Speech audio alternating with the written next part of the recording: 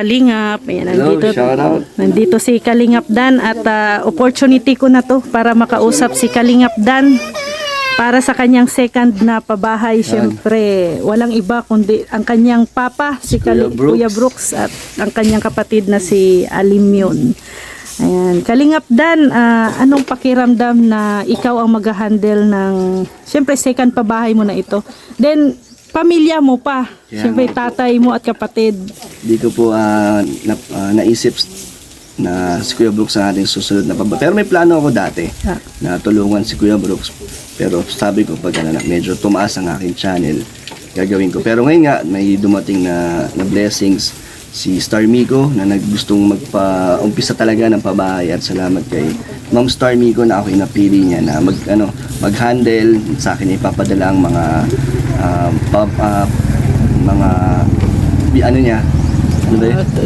sa ipapadala yung tulong na papabot niya kay Kuya Brooks, mga pangmaterials para sa pabahay.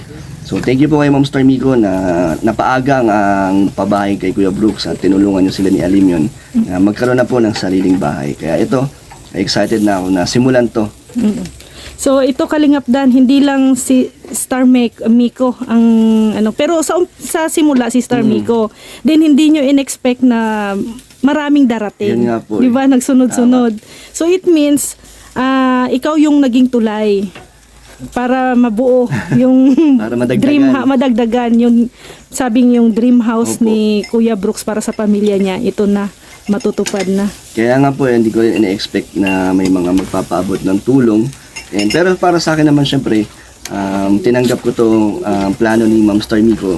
Handa na rin naman ako na magdagdag ng galing sa akin para sa bahay nila. Kaya yung mga dumadating po na blessings ng mga nagpapabot ng tulong, sobrang thank you po na kayo po ay nandyan para tumulong at magdagdag sa pabahay kay Kuya Brooks. So ito, Kalingap Dan, ano ba ang plano ng bahay ni Kuya Brooks? Ano ba at dalawang andana or lang bungalow type? Ano daw po ito, meron sinend na picture si Star Miko na gusto niyang paggayahan. Gusto niya taasan to na may 3 hakbang para kung sakaling bumaha, hindi siya abutin. At gusto niya may malaking terrace, at yung loob gusto daw ni Ma'am ay malaki ang sala para daw kay Alimyon. At syempre may 2 kwarto na sabi ni Kuya Brooks naman gusto niya malaki ang isa para daw sa mga gustong bumisita, mga matutulog, may sarili kayong may pwesto para sa inyo. Kaya yun ang plano natin. At lang naman to, parang bungalow type din, pero papalakin at syempre gagandahan natin. So Kalingap Dan, syempre papa mo si Kuya Brooks, no? Then ito, bahay na to, permanent na. So ikaw ba ay maglalagay din ng sarili mong kwarto if in case, kasi syempre pag pupunta ka dito mas maganda din na may sarili kang kwarto na iyo. Sa ngayon, doon muna ako naka-focus sa plano talaga. Pero kung sakaling meron pa namang space dyan na matira, ako sasagot niyan, ibibigay sa atin ni Kalingap Brooks, papagawa natin. Syempre din, pwede naman tayo dito mag-stay, mag-overnight. Yun, welcome naman po tayo dito. Pero sa ngayon, doon muna tayo sa plano. Oo. So syempre, tuwang-tuwa yan si Kuya Brooks, Kalingap Dan, kasi gusto niya talaga na buo din kayo. Opo. Yung mga anak niya nandito, sama-sama. Isa yan sa mga pangarap ng magulang ay. So excited ka na ba, Kalingap Dan? Siyempre invited or welcome din, no? Si mama at si papa, yung kapatid mo dito, si Hana. Siyempre naman, dahil matagal na nilang gustong pumunta dito. Kaso yun nga na nagdadalawang isip ako kasi wala naman akong bahay pa or para doon sila tumuloy. Kaya ngayon pag nabuo to, yung plano nila Tita Elena na welcome lahat, lalo na sila mama. Gusto ko nang mangyari yun na magsama-sama kami. So wow, nakaka-excite yan, Kalingap Dan. Lalo na dito sa Daet. Makikita nila sa Kuya Val. First time din nila pupunta? First time din nila makakapunta kung sakali. Kaya ayun, sana ngayong taon mangyari yun.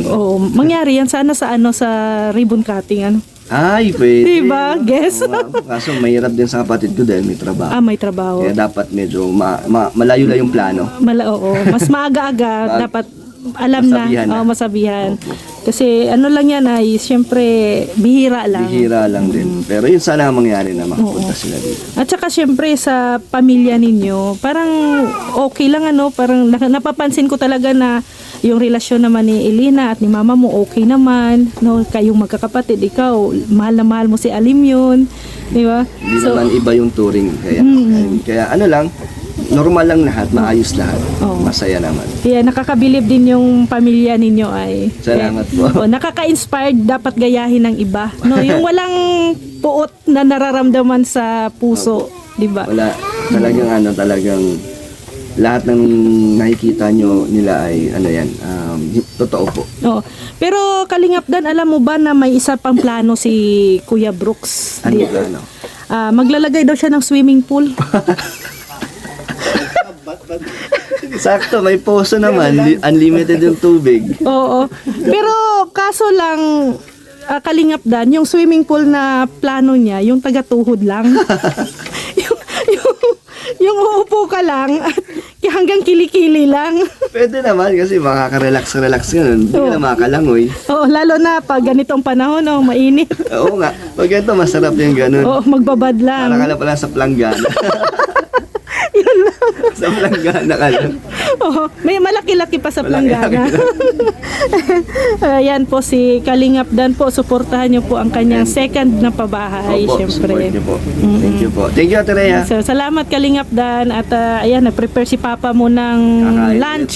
Mapapadalas na to. Mapapadalas na.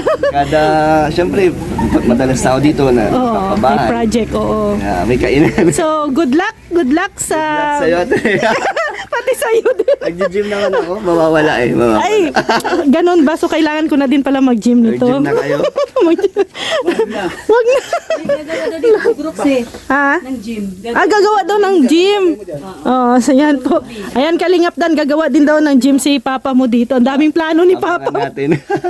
Unahin muna natin ang bahay. Bahay muna unahin. Ayan, salamat Kalingap Thank you po, Ate Rhea. Dan. Thank you. God bless sa'yo.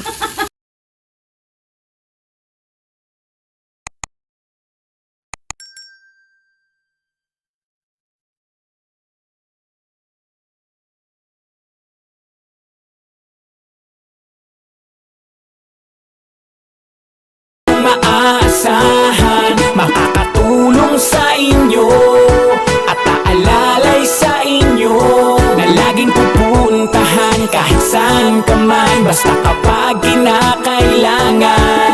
Walang imposible kay Ma'am Rhea Olarte, pagtulong sa kapwa at mabuti palagi.